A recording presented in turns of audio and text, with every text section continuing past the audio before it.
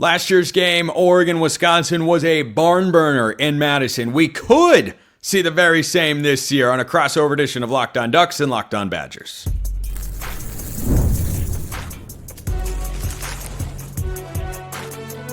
You are Locked On College Crossover, part of the Locked On Podcast Network. Your team every day.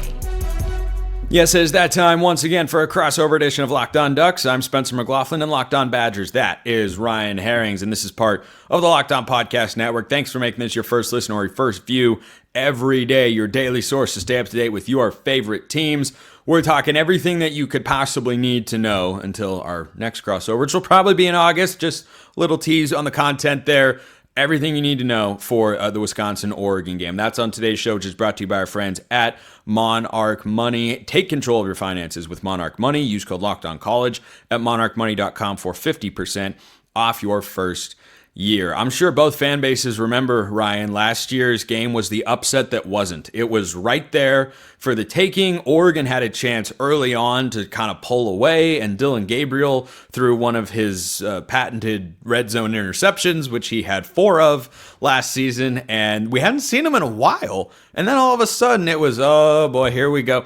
And Wisconsin snatched that momentum back. And it was a close game throughout. Oregon was playing its 8th straight Big Ten Conference game. They were doing so on the road.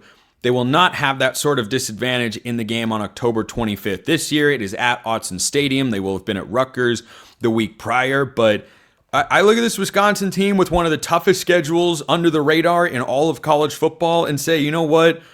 I think the Badgers can beat somebody that they shouldn't in the eyes of the broad general public. Yeah, gosh, that game last year, you mentioned the Gabriel interception. There was also a Gabriel play on 4th down where he evaded the pocket, rolled up. 4th and 9, baby. 4th and 9 to start the fourth quarter when Dan Lanning played the Uno reverse card on jump around. Dude, a heartbreaker. Because if you get a stop there coming off that momentum, but that's what mobile quarterbacks do, man, and that's what Oregon did. It was a heartbreaker for Wisconsin. In a season filled with tough moments, that felt like one of the spots where you could have scratched off the jackpot lotto card and made something that you could salvage from it. And it was just a massive disappointment. All credit to Oregon, 8th straight game, come to Madison, winning that game. And you mentioned it, like the script is flipped this year. I'm sure Oregon fans haven't really looked at Wisconsin's schedule. Wisconsin plays a stretch in the middle of the season where they go to Michigan, and then they get Ohio State, and then they get Iowa, and then they go to have to on the road to Oregon, that 4-game stretch. There's not a more physical 4 games where you're going to play Michigan, Ohio State, Iowa, and then have to go on the road to Oregon. And there's no bye in there anywhere? No bye. You get a bye right after that sequence and right before it. But gosh almighty, that's a massively tough stretch of games for the Badgers, and they're going to be coming to Oregon potentially losing 2 or 3 games in a row, but more importantly, really getting beaten up, because you get beaten up when you play those teams. It's a bad in the NFL. They talk a lot about scheduled losses, right? Like a long road trip after a couple tough games. This almost feels a bit like a scheduled loss for Wisconsin. Not to mention the fact that Oregon's really good. So it's a tough spot, man. But I know a lot of Badger fans are excited for the trip. I've talked to people on the West Coast that are excited to see the Badgers play in that environment and that situation. And you all know anything can happen in college sports. So I know people are excited for it, but it is a tough spot for the Badgers. Yeah, I come across a handful of Oregon fans every now and then when I'm talking about, the craziness of Oregon being in the Big Ten, and they're making all these big trips. They're going to go to Rutgers. They're going to do this. Then I got a message from someone who listened to my show from the East Coast. Dude, I'm so stoked. Oregon's coming to Pennsylvania. I live in Pittsburgh. Like, this is great. And I'm like, oh, yeah, I guess people spread out. I, of all people, know that just because you're an Oregon fan doesn't mean you have to be in the state of Oregon, of course, or even from the state of Oregon, quite frankly. I come across that quite a bit. But the reason... Before we go past that point, I want to ask you, does it feel normal in the Big Ten? At what point does it feel normal for you guys? No.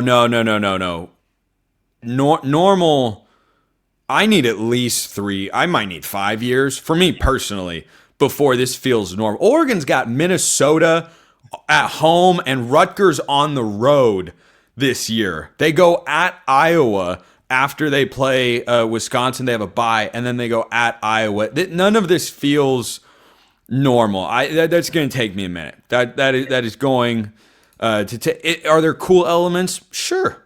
I've always liked playing Wisconsin, mostly because Oregon's had a lot of success there. It's like one Rose Bowl, the next Rose Bowl last year. Like, I love playing the Badgers, man. In basketball last year in the Kohl Center, which we talked about. Yeah, that was a great one. I love that one. Shellstad, ice in his veins, Peyton Pritchard and Kenny Wooten giving you nightmares in the NCAA tournament in 2019. Bro, why this show's terrible?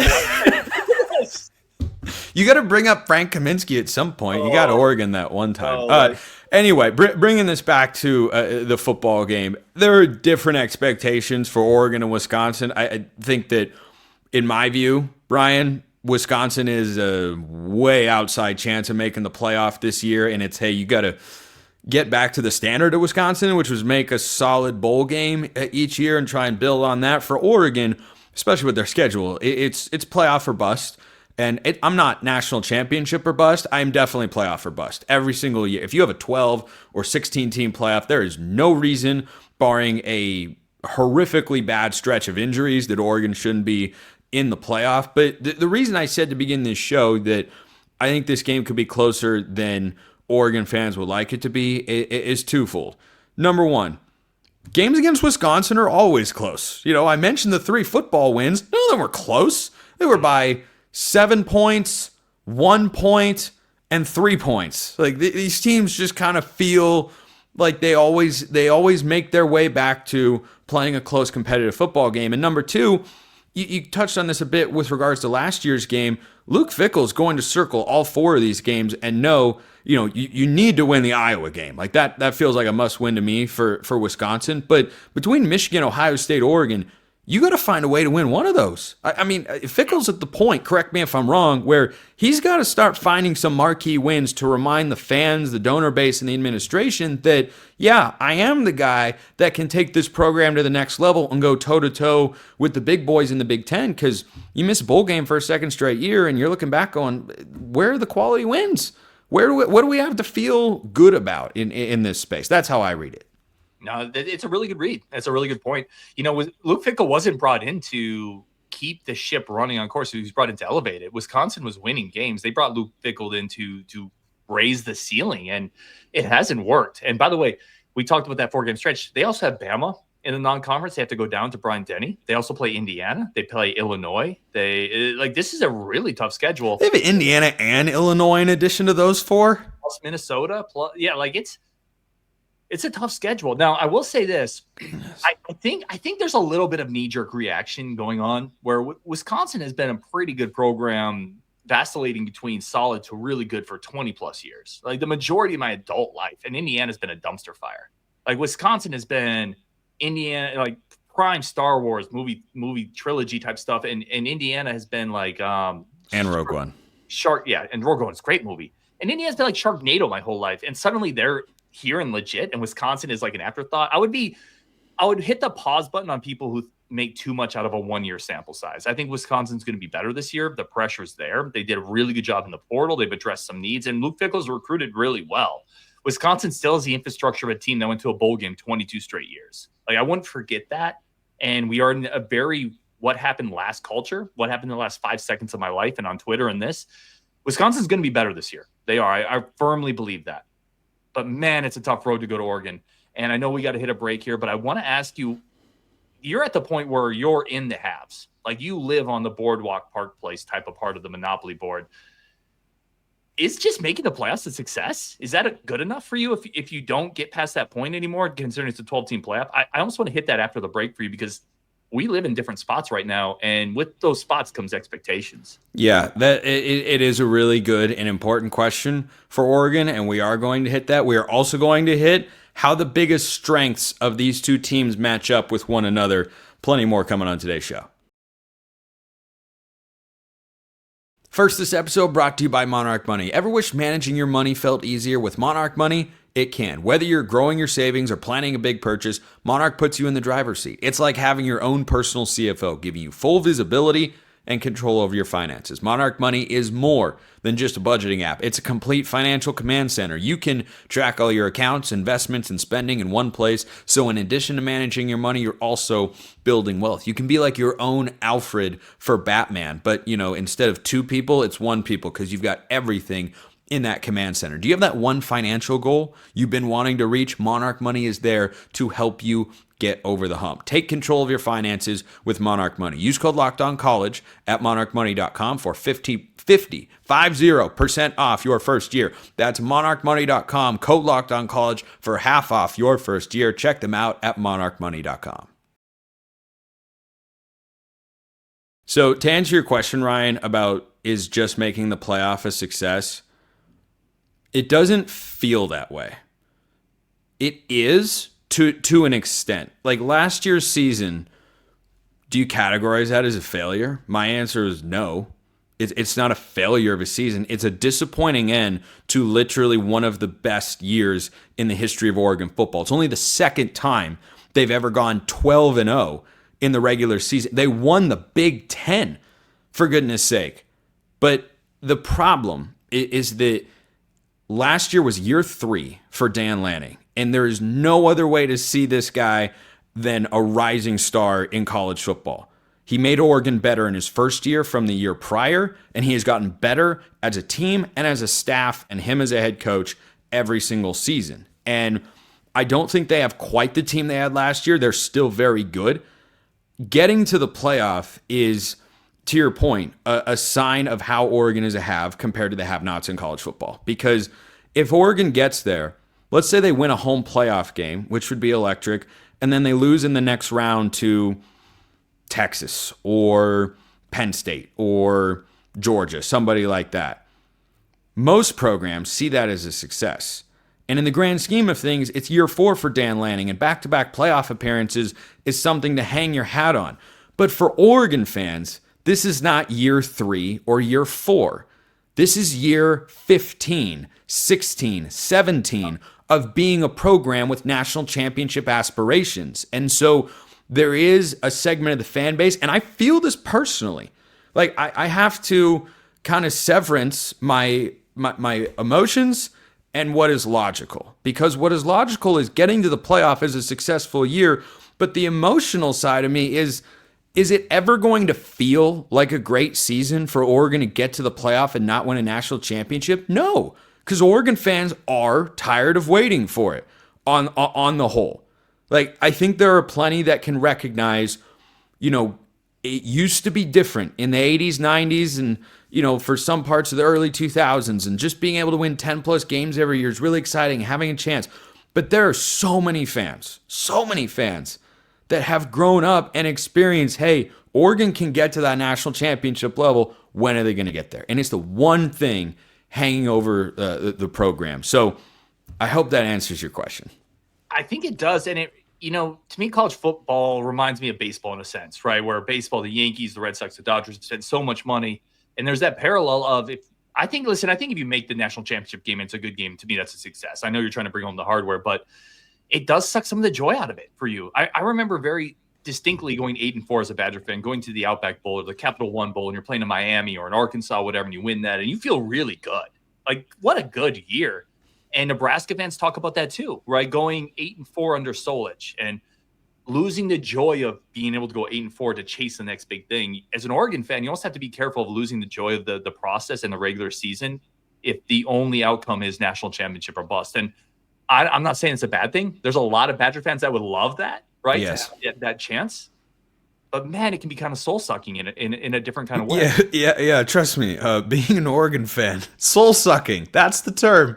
That is definitely the term. A couple of golf analogies I want to bring up before we start discussing strengths of these two teams for 2025. I've compared Oregon to Rory McIlroy for a long time because Rory McIlroy is one of the greatest golfers in the history of the world. There's no other way to see that. Would you attribute that sort of emotion to him before his Masters win this past year? No. Because what's he doing? He's winning a bunch of tournaments every year that are not majors, that so many guys, every guy except him and a few select others would love to win on tours often as he does. But he was chasing that career Grand Slam. He was chasing that major drought for so long that he was in that upper echelon of, you know what? this is all he seems to care about. This is all people seem to care about when talking about him. It's when is he going to break through and do it? Yeah, sure, he's better than most of the golfers in the world, but when is he going to get into that upper stratosphere because he's capable of doing that? And then what you're saying about, enjoying the process, there was this great article by Max Homa on, I think it was Golf Digest or something, a few years ago that has stuck with me as someone who plays a lot of golf, loves golf, and has been fortunate enough to get very good at golf. The title of the article was, "I no longer enjoy a flushed 7-iron." That hit me so hard. Like, I used to just chase that feeling of hitting the ball in the center of the face. That's not good enough for me anymore. Yeah. And I think that is indeed where Oregon is at. Is you used to, my dad went to college, they'd win 2-3 games a year. It was terrible. Winning 8 games, 9 games was, oh my gosh, it's exciting. But you've undergone a shift of expectations, and that brings about a different mentality for fans that can be kind of soul-sucking. In all honesty, it can be. Because when you go into the year trying to accomplish the ultimate goal, or else it's not what you wanted, well, man, it's going to be tough. It'll make it all worth it one day when Oregon does have that breakthrough year. But it is definitely a challenge. So, centering this back to these two teams in 2025, Ryan, I want to throw at you what I think are the two biggest strengths of this Oregon team, and you tell me how you think Wisconsin can respond, and then we'll flip the script to wrap today's show. When I think of this Oregon team, the defensive line is the number one strength. This is a unit that has got NFL talent. They are deep. Everywhere that you look, they are disruptive. We saw that last year in Madison. The defensive line was menacing against this Wisconsin offensive line. I think that is strength number one.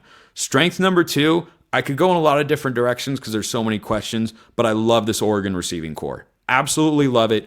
I think Dante Moore will be good. I think the system is proven to generate quality quarterback play no matter who is there, and Dante Moore should have the best season of his young career so far. But how do you feel Wisconsin matches up against the Oregon front four and the wide receivers who can legitimately, I think, hurt you with guys going 6 deep? Yeah, let's start with the first one. So Wisconsin lost its best left tackle in spring to an ACL. Not great. Not great, Bob. Oh, doggone it. Listen, I'll say this. Wisconsin does have a lot of veterans on the offensive line. They have a right tackle that's been there for several years, Riley Mahlman, big guy who's going to play in the NFL. Jake Renfro's a veteran center. They got a guard they really like in Joe Brunner, but there's not a lot of depth. My biggest concern, I think they'll be okay on the offensive line, an above-average offensive line group, which any above-average offensive line group is going to struggle against Oregon. If you're not great on the O-line, you're going to struggle against the depth of speed and athleticism. Oregon's recruited that spot incredible the last several years. So if you're not great there, you're going to struggle. Wisconsin will be okay if they don't have injury issues. And again, we just talked about that gauntlet they got to roll through to get to Oregon. If they have a couple injuries, they didn't have a ton of depth to begin with, and they lost a stud left tackle. Kevin Haywood tore his ACL, and he's just been a guy people have been raving about. So that one is a struggle. Like, it's not going to be ideal. They do feel a little bit better about some of the veterans there. They brought in a couple transfer portal guys they like, but I think that'll be a struggle, quite frankly. When you start talking about the receiver core, I think Wisconsin is more positioned to fare well there. They have two really veteran cornerbacks, Nizer Forkrin, who they're still kind of fighting a legal battle. Outside of the legal battle you and I talked about with Xavier, they're fighting another one to get Nizer Forkrin back. We don't know where it's going yet. God love Wisconsin, man. Wisconsin's fighting the fight. But if they get him back, they're going to have two really veteran cornerbacks. Rico Hallman last year, 2 years ago, picked off 6 passes.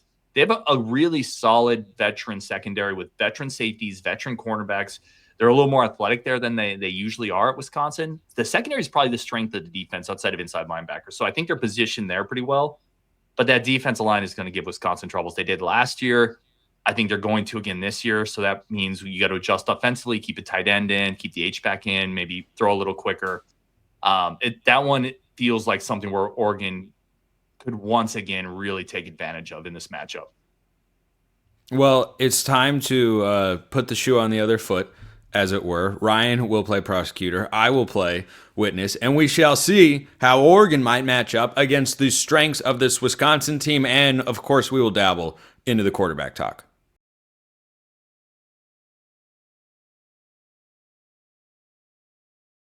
So one of the unique was because when you think of Wisconsin, what do you think of? You think of big people, you think of cheese, you think of lakes, you think of running backs, right? Like good beer. I think of Melvin Gordon and Monty Ball running 26 power. Listen, you think of Ron Dane, which is right back there on the yeah. team, right? Wisconsin has a unique and interesting receiver group this year. So Vinnie Anthony is maybe the most underrated dude in the Big Ten. And listen, every Big Ten host is going to say my guy's super underrated. Vinnie Anthony averaged 17-something yards per catch last year. He was ahead of Jeremiah Smith in yards per catch against man coverage. He's really good. He's going to be an NFL guy, really good speed, great hands. And on the other side, they got Jaden Ballard, who they brought in from Ohio State. 4'4" guy, great size. And in the slot, they have Trechka Kahuna who they really like. The Badgers receiver corps is going to be really good this year, I think, especially for what people have been used to from Wisconsin. It's more athletic. It's experienced. They have multiple options. I think that's the first strength when you look at Wisconsin. And then the second one is they've done a really good job revamping their front seven. They brought in a lot of size. They got a couple guys they really like there. The inside linebackers are probably the stars of the defense. Tackett Curtis, who they brought in from USC a couple years ago, former 4-star blue chip guy. And then Christian Allegro, another inside linebacker, is probably the best player on the defense, period. So I think the two strengths, when you look at Wisconsin, it's a deep and explosive passing game or receiving group, that could help Billy Edwards Jr. in the passing game. And then the front seven is bigger, stronger, and more athletic. Well, you brought up Jeremiah Smith, and I mean, Oregon was so good at covering that guy last year that anybody who's in that realm, he's just no way he could have success because, whoo, boy, Oregon put the clamps on him all season long. So the secondary is one of my favorite position groups, not because I'm anticipating it being one of the best, but it easily could be. It is a position of mystery. The secondary and Dante Moore, who's expected to start at quarterback, to me are one and the same. I see the potential, and not just in, but mostly driven by the high school recruiting ranking, is very real. This secondary has got a ridiculous amount of blue chip talent everywhere you look. The only surefire starter, in my view, is a guy who Wisconsin fans might be familiar with, Dylan Thieneman from Purdue, who has been a starter the last couple of years, was one of the top players in the transfer portal. Of the 5 DBs Oregon's base personnel will have on the field, that's the only guy I can tell you with 100% certainty will be starting if so at good. Full health. He's so good. Do you feel bad taking from Purdue? Like, is there an element of like, can you just let them have their one? Like, if you look at NCAA roster, it's like their 190 plus guy. Well, no, is the short answer. We've been waiting decades to win a national championship, man. Like that, feeling bad for everybody else. No, we're past that. We're way past that. Just get the hardware, Danimal.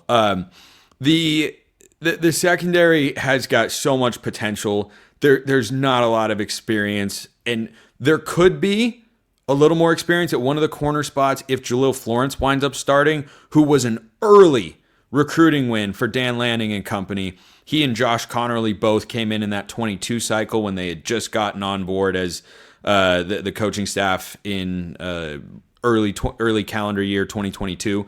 And Florence is a guy who, if he's healthy, that's a starting corner. He is 6'2"-ish. Probably depends on whether or not he's got cleats on and how generous the communication staff is being and such. But he's 6'1", 6'2", looks the part. He was a starting corner in 2023 as a true sophomore, and he got hurt at the end of that season and didn't play in 2024 really at all. But he's back, and in the spring game, looked healthy and he did have a non-contact jersey on because he was nursing like a hand or some. He's expected to be fine. If he's healthy, I think he starts, and he's a good player. The other corner, I think, will be Ife Obadegu, who is one of the crown jewel DB recruits of the class of 2024. Redshirt freshman. They love his physical traits and what he brings on the outside. Had a forced fumble in the spring game, and the other most notable part that we've seen from him was in that spring game, the quarterbacks just didn't throw at him at all, and that I think is the greatest sign of respect you can give a defensive back.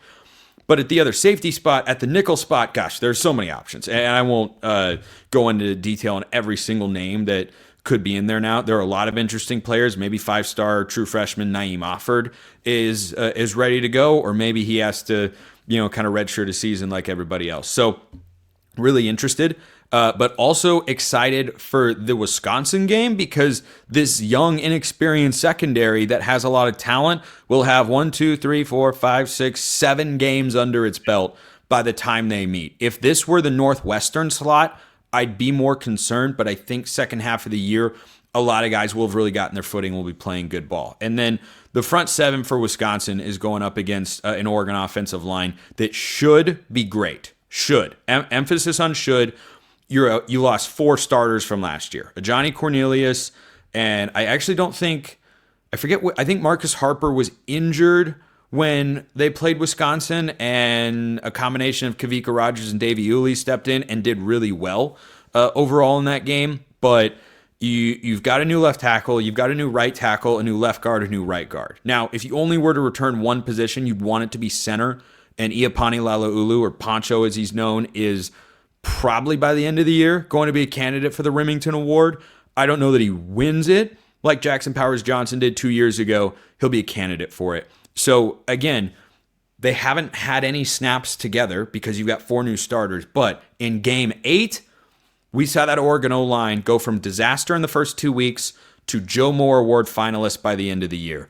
I think this unit has the talent and experience to do just that. Well, that doesn't help me.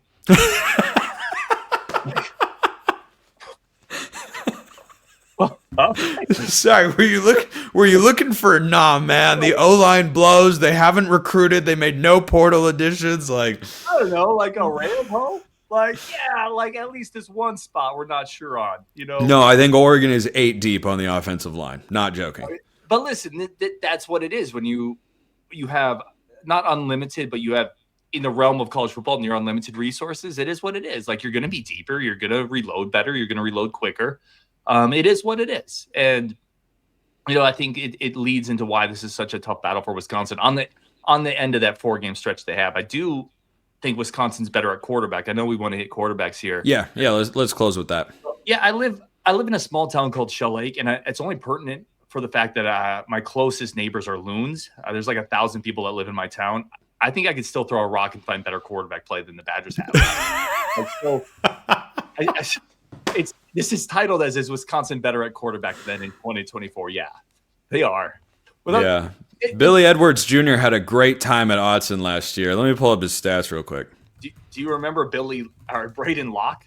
So here's the thing. Braden Locke, Wisconsin was, I think, 16th in the Big Ten in passer rating. I'm going off numbers on the top of my head. He wasn't mobile. He wasn't very accurate. Billy Edwards Jr. was better at Maryland than Braden Locke was at Wisconsin. Billy Edwards Jr. also had a really bad offensive line at Maryland, a really, really bad offensive line. Talked to Locked On Terps about it, and he just kind of laughed when I asked about the offensive line at Maryland last year. He's going to have more help this year, better offensive line, and he just brings more physicality and size and the ability to move than Braden Locke. So one thing we talked about, and this was on our Locked On Big Ten show, the Badgers aren't going to go from terrible to great at quarterback with Billy Edwards Jr. It's not what it is. But can they go from terrible to okay? If they had okay quarterback play last year in a game that was really close in Madison, do they win that game? Maybe. I'm not going to say they do. I think Oregon played with their food a little bit last year in Camp Randall.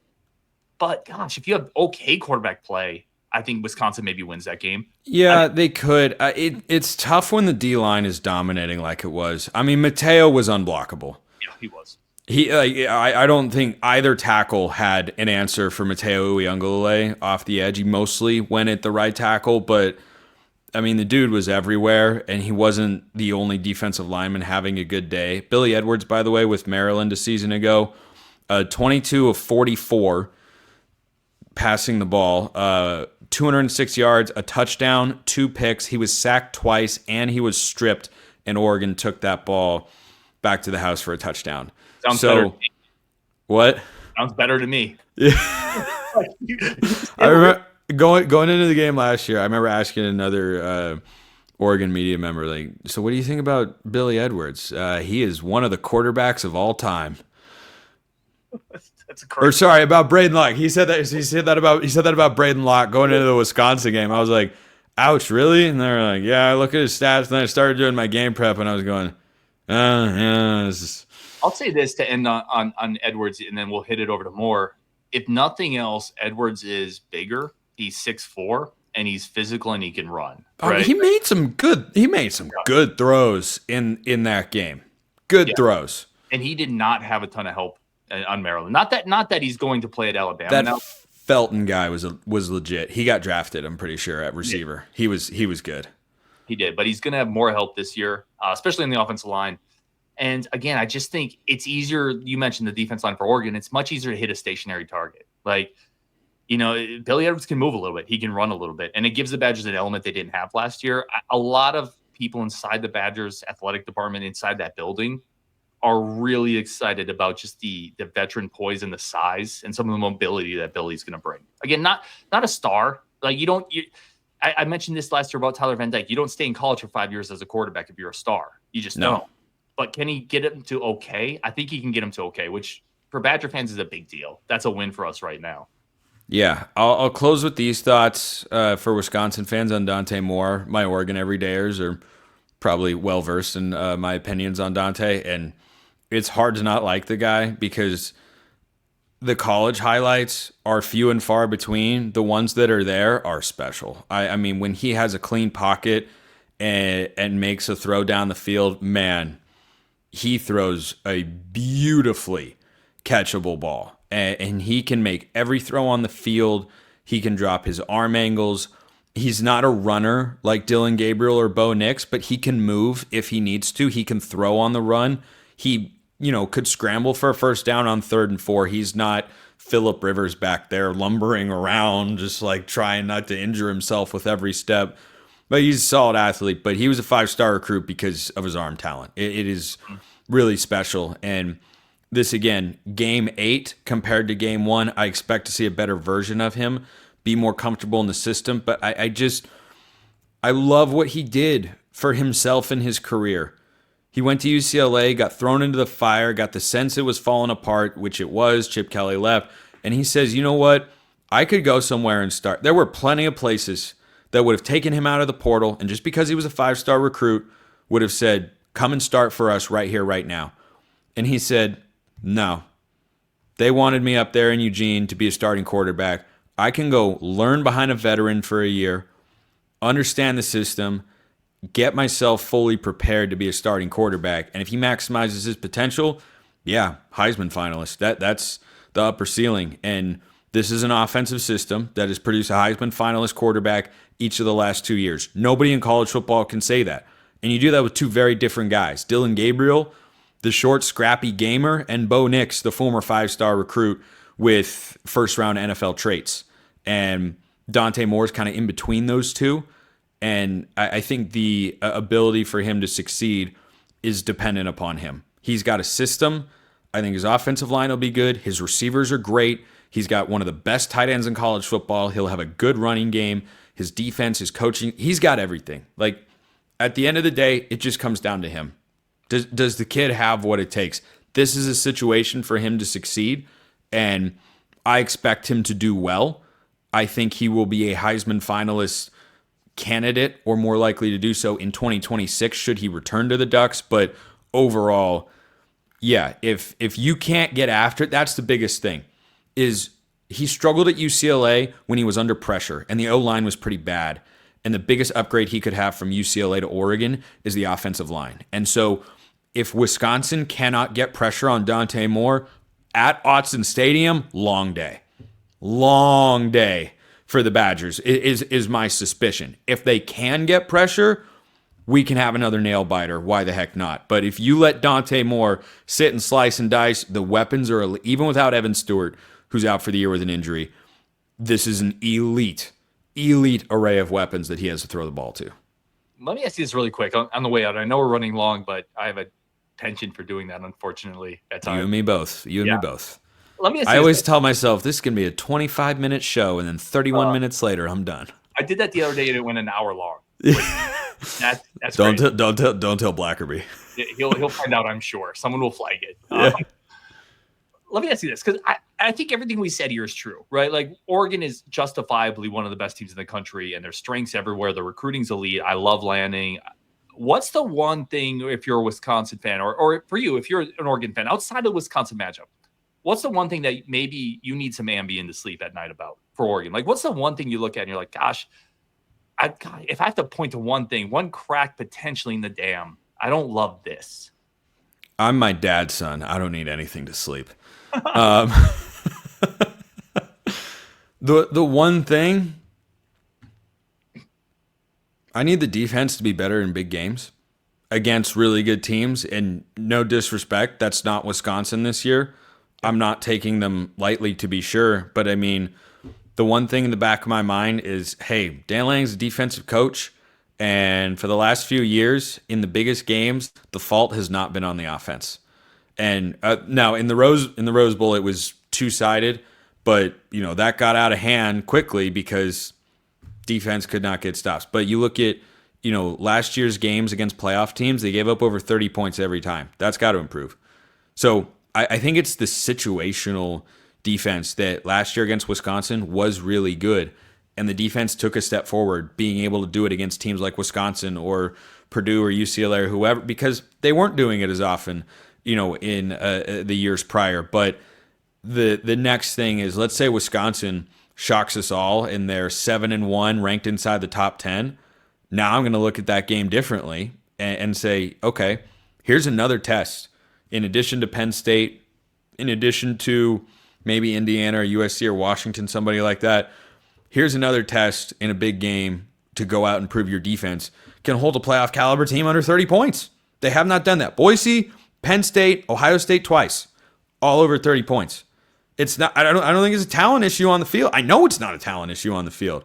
Coaching staff has got to be better, and they have improved each of the last couple of years. I think they will again. But that's the biggest thing for me with the staff and the program is, hey, in the biggest games, is the defense going to show up?